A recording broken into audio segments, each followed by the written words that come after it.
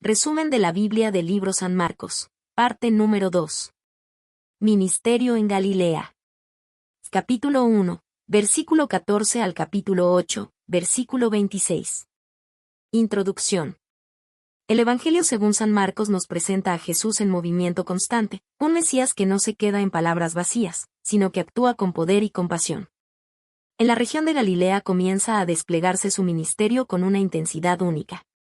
Allí llama a hombres comunes, pescadores sencillos, para convertirlos en discípulos que cambiarían la historia.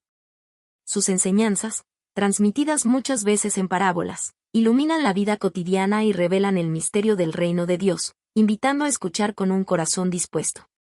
Pero el ministerio de Jesús no fue solo enseñanza, fue también poder en acción. Sanó enfermos, liberó a los oprimidos por espíritus inmundos, calmó tempestades y mostró que ni la naturaleza, ni la enfermedad, ni siquiera la muerte, tienen la última palabra ante su autoridad. A la vez, enfrentó la oposición de quienes no podían aceptar su mensaje, desafiando tradiciones vacías y revelando la verdadera intención de la ley: amar, servir y acercar al hombre a Dios. En cada palabra y en cada acto, Jesús dejó claro que Él es más que un profeta, es el Hijo de Dios, Maestro, Sanador y Señor. En este recorrido por su ministerio en Galilea, descubriremos un Cristo que invita a seguirle, que transforma vidas y que nos reta a confiar en Él plenamente. Acompáñanos a revivir este tiempo de gran impacto, donde la luz del reino comenzó a brillar con fuerza en medio de la humanidad. El llamado de los primeros discípulos. Marcos 1, 16 al 20. Junto al mar de Galilea, un lugar de trabajo y rutina diaria, Jesús se acercó a Simón y Andrés, dos hermanos dedicados a la pesca. Allí, en medio de redes, barcas y esfuerzos cotidianos, se escuchó una voz diferente, la voz del Maestro que les dijo: «Venid en pos de mí, y haré que seáis pescadores de hombres». Aquellas palabras simples y poderosas transformaron para siempre el rumbo de sus vidas. Sin demora, dejando atrás sus redes, eligieron seguirle. Más adelante, Jesús encontró a otros dos hermanos, Santiago y Juan, hijos de Zebedeo, que estaban arreglando las redes junto a su padre. También a ellos los llamó, y de inmediato dejaron la barca, al padre y el oficio, para unirse a la misión del Mesías. Este relato nos muestra que el discipulado comienza con un encuentro personal con Cristo. No fueron escogidos por sus títulos ni por su sabiduría, sino porque estaban dispuestos a confiar y obedecer. Jesús no busca a los más capacitados según los estándares humanos, sino a aquellos que, con corazón dispuesto, se rinden a su llamado. En este primer grupo de seguidores vemos un reflejo de lo que significa la fe: soltar lo conocido, dejar atrás seguridades, y caminar hacia un futuro incierto, pero guiado por la certeza de que aquel que llama también sostiene.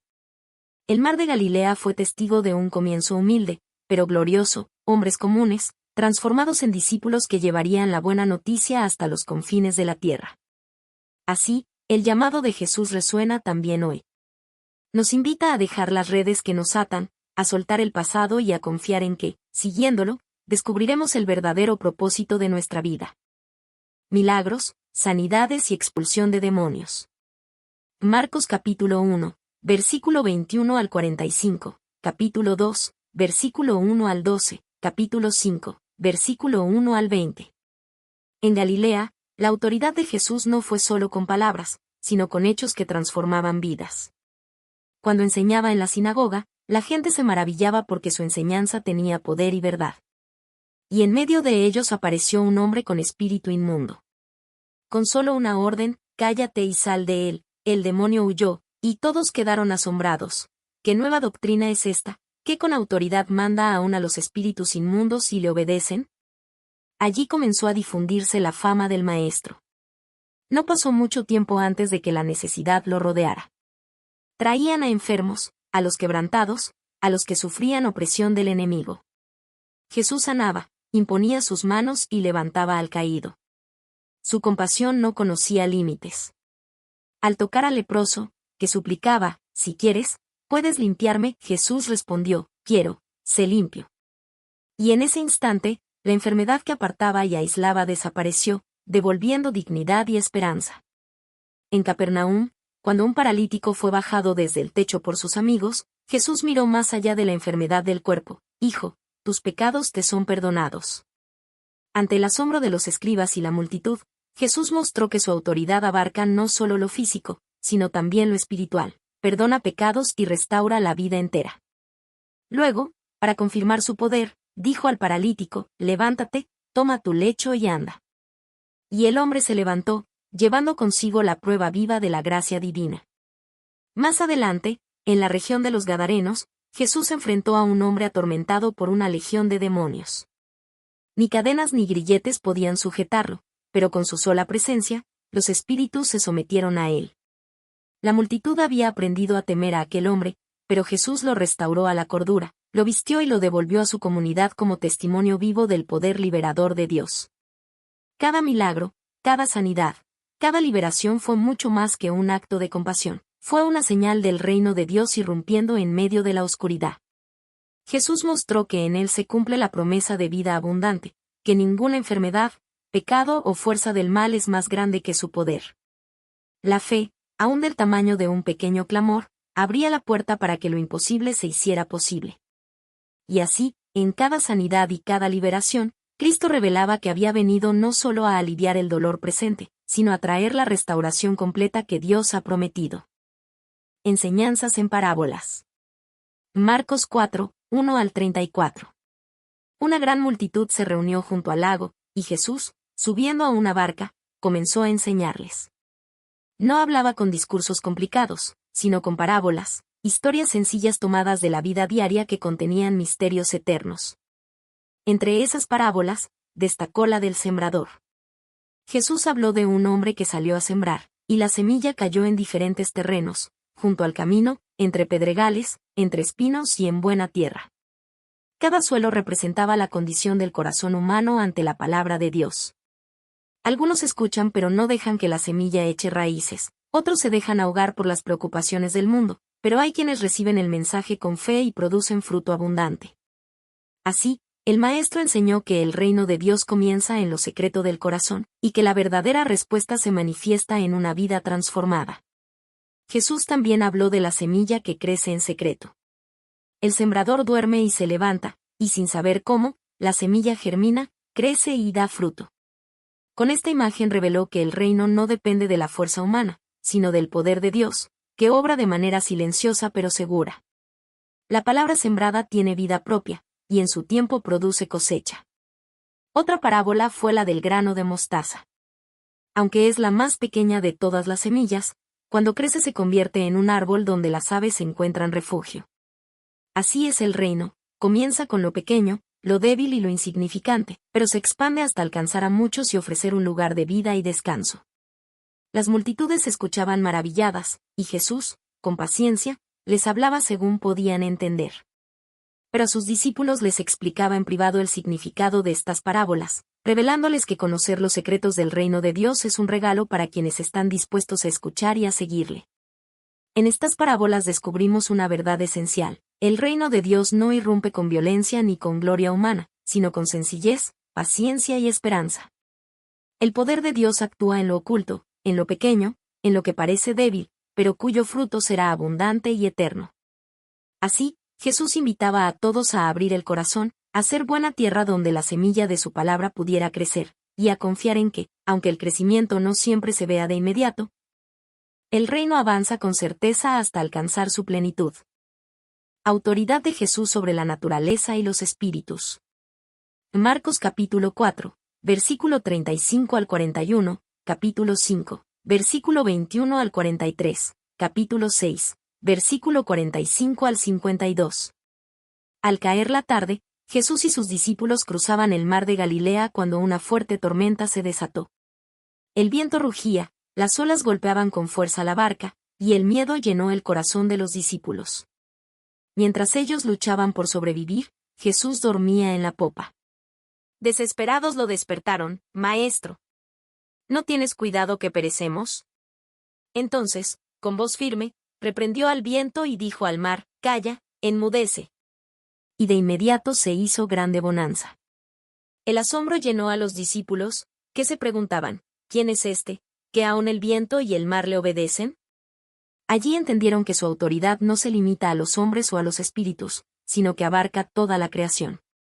Más adelante, un principal de la sinagoga, llamado Jairo, vino a suplicar por su hija agonizante. Jesús se dirigió a su casa, pero antes de llegar la noticia trágica lo detuvo: la niña había muerto.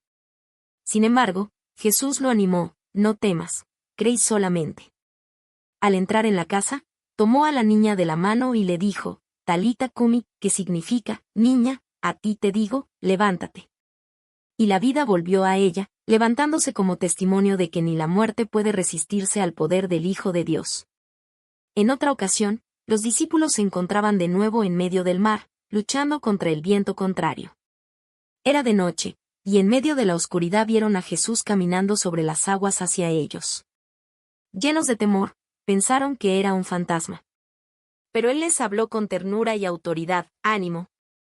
Soy yo, no temáis. Al subir a la barca, el viento cesó, y los corazones de sus discípulos fueron llenos de asombro. En cada uno de estos episodios, Marcos nos muestra que la autoridad de Jesús no conoce fronteras. El viento, el mar, la enfermedad y la muerte misma se someten a su palabra. Su presencia transforma la desesperación en confianza, el llanto en gozo, y el miedo en fe.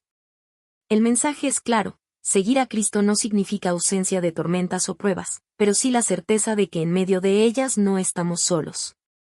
Él es Señor sobre todo, y en su poder encontramos paz, esperanza y vida. Conflictos con líderes religiosos. Marcos capítulo 2, versículo 23 al capítulo 3, versículo 6, capítulo 7, versículo 1 al 23. No todos recibieron a Jesús con fe y alegría. Mientras muchos eran sanados, perdonados y restaurados, los líderes religiosos observaban con recelo cada una de sus acciones. Veían en él una amenaza a su autoridad y a las tradiciones que habían elevado por encima del propósito de la ley de Dios. Un día de reposo, los discípulos arrancaban espigas para comer mientras caminaban por los sembrados. Los fariseos los acusaron de quebrantar la ley. Pero Jesús respondió recordándoles que la ley fue dada para bendición, no para opresión. El día de reposo fue hecho por causa del hombre, y no el hombre por causa del día de reposo. Así que el Hijo del Hombre es Señor aún del día de reposo. Con estas palabras, Jesús mostró que la verdadera intención de la ley es la vida, la misericordia y la libertad. En otra ocasión, también en sábado, sanó a un hombre con la mano seca dentro de la sinagoga. Los religiosos observaban para acusarle, más preocupados por las reglas que por la necesidad del enfermo. Jesús, mirándolos con dolor y enojo por la dureza de sus corazones, preguntó: ¿es lícito en los días de reposo hacer bien o hacer mal? ¿Salvar la vida o quitarla? Ante su silencio, extendió su mano de poder y sanó al hombre. La reacción de los fariseos no fue gozo por el milagro, sino conspiración contra él. Jesús también confrontó su hipocresía cuando lo acusaban de que sus discípulos no seguían las tradiciones de purificación. Les recordó que no es lo que entra por la boca lo que contamina al hombre, sino lo que sale del corazón: malas intenciones, orgullo, envidia, engaño y maldad. La verdadera pureza no se mide por ritos externos, sino por un corazón alineado con la voluntad de Dios. Estos conflictos revelan un contraste profundo. Mientras Jesús buscaba restaurar la vida y mostrar la misericordia del Padre, los líderes religiosos defendían tradiciones humanas que oprimían y cegaban. El mensaje del Maestro fue claro y contundente: la ley alcanza su plenitud en el amor, y la verdadera adoración nace de un corazón sincero. En cada confrontación, Jesús desenmascaró la hipocresía y abrió la puerta a una fe auténtica, basada no en apariencias externas, sino en la transformación interior que solo Dios puede realizar. Conclusión. El ministerio en Galilea nos revela un Cristo en acción, un Salvador que no se limita a palabras, sino que transforma la realidad con poder y compasión. Llamó a hombres sencillos a ser discípulos, y en ese llamado nos muestra que cualquiera que responde con fe puede ser parte de su misión. Enseñó con autoridad, usando parábolas que penetran hasta lo más profundo del corazón, invitándonos a abrirnos al misterio del reino de Dios. En cada milagro, en cada sanidad y en cada liberación, vimos cómo la misericordia de Jesús se une con su poder: el enfermo recobra fuerzas, el paralítico se levanta, el endemoniado encuentra libertad. Y hasta la naturaleza se somete a su palabra. Sus obras nos recuerdan que no hay oscuridad tan grande ni tormenta tan fuerte que su presencia no pueda calmar. Pero también descubrimos que seguir a Cristo implica enfrentar oposición. Los líderes religiosos lo cuestionaron, lo criticaron y lo acosaron. Sin embargo, con valentía y firmeza, Jesús mostró que la verdadera fe no se mide por rituales externos, sino por un corazón limpio y una vida guiada por el amor de Dios. Todo este recorrido en Galilea nos conduce a una verdad central: Jesús no es simplemente un profeta o un maestro admirable, sino el Hijo de Dios, Señor de la vida y dador de esperanza eterna. Su invitación permanece abierta hoy, igual que entonces: dejar las redes de nuestra rutina, confiar en su poder y abrir el corazón al reino que Él vino a establecer. El ministerio en Galilea es más que un relato del pasado, es un llamado vivo al presente. Nos invita a reconocer en Jesús al Maestro que guía, al Sanador que restaura y al Señor que gobierna sobre todo. Y así, con fe y entrega, podemos caminar tras sus pasos, seguros de que en Él encontramos vida abundante y eterna.